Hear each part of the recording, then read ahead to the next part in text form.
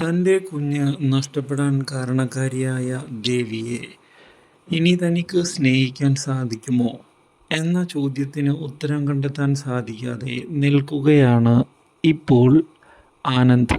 മാത്രവുമല്ല, ദേവിയെ ഫേസ് ചെയ്യാൻ തനിക്ക് ബുദ്ധിമുട്ടുണ്ട് എന്ന് വ്യക്തമാക്കുന്ന ആനന്ദ് ഇതേ തുടർന്ന് അവിടെ നിന്ന് ഒഴിഞ്ഞു പോവുകയും ചെയ്തിരിക്കുകയാണ് ഇപ്പോൾ.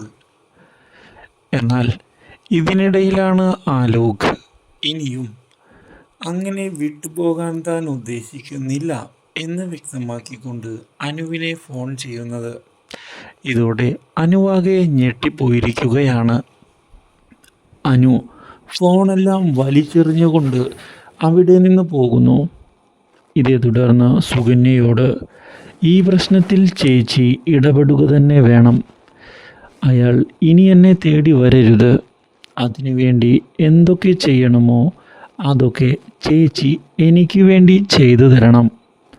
ആ കാര്യമാണ് എനിക്കിപ്പോൾ ചേച്ചിയോട് പറയാനുള്ളത്.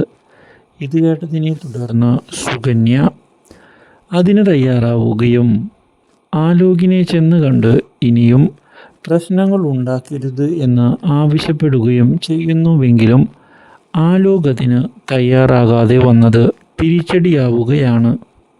കൂടുതൽ അപ്ഡേറ്റ്സിന് ചാനൽ സബ്സ്ക്രൈബ് ചെയ്യുക.